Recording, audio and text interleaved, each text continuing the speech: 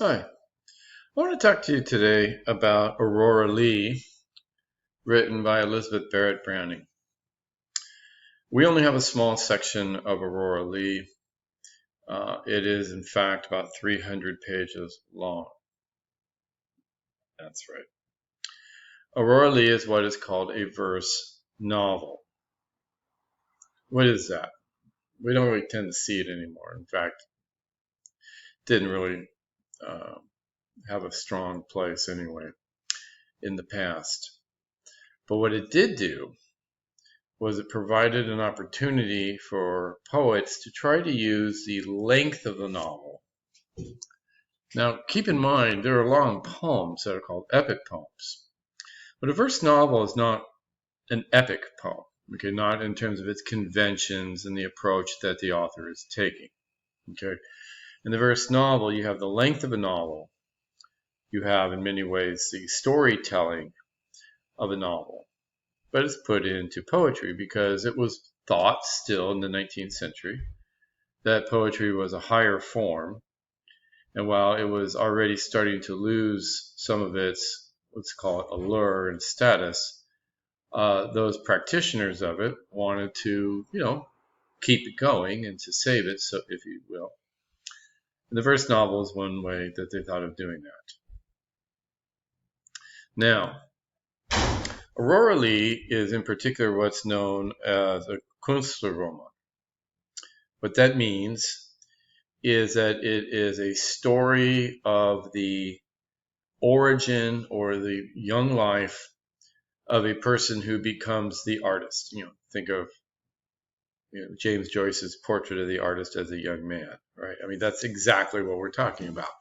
And here in Elizabeth Barrett Browning's work, we're getting the story of Aurora Leigh. Now, a key aspect of the Künstlerroman is that the subject, the person, the hero or heroine, if you prefer that old-fashioned term, is an orphan. Now, sometimes the orphan is more of a metaphor, but in Aurora Leigh is literally an orphan. She has an Italian mother who is dead and an English father who is now dead. And she had been living in Italy as a child, but upon the death of her father, since her mother is already gone, she is packed off to England. And so what we see in the section that we get from book one are the observations of a young girl who is basically Italian in terms of her worldview, at least at this point. Literally in terms of her language, right? She speaks Italian, right? Although she does speak English too, but she likes the Italian. And she is,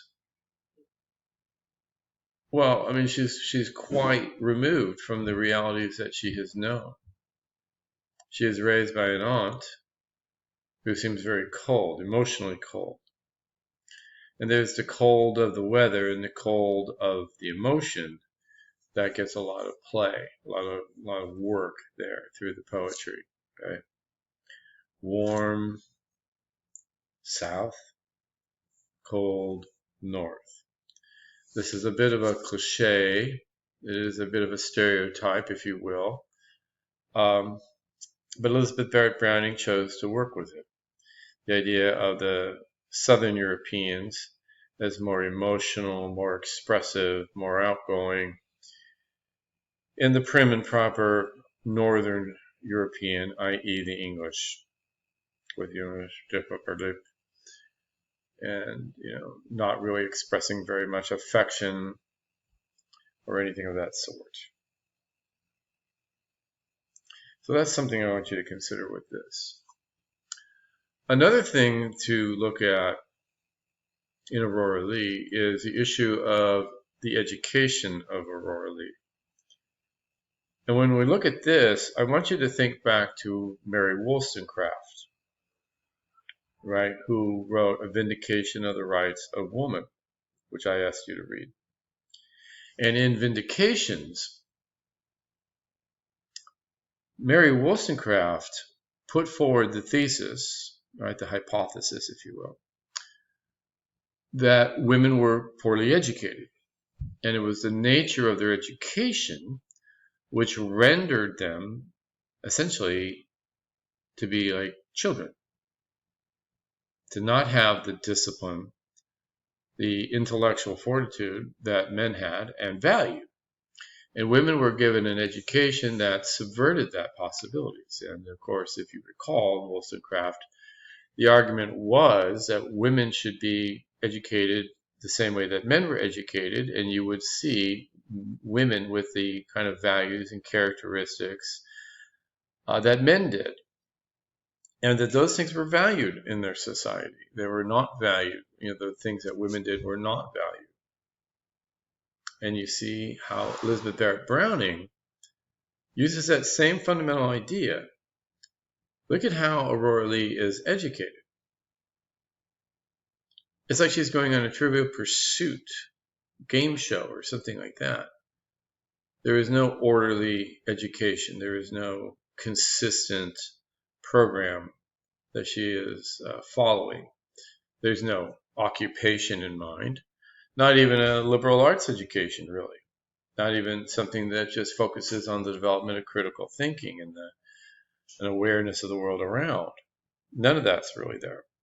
Okay, but I want you to look at it yourself and see what I'm talking about when I say the Trivial Pursuit thing. Okay, so as we look at Aurora Leigh, right, and as I said, this is a poem, but it's also a story. And as I said, we're only getting a small section of the story.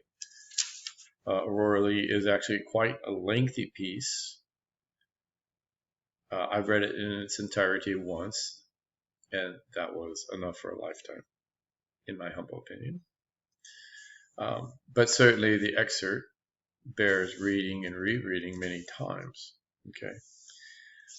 Don't get too hung up on the footnotes, although I know they are extensive. They can be helpful, but the way I take it is typically footnotes are good for a second reading, not so much the initial reading. Okay, so keep that in mind as well. Hope you like it.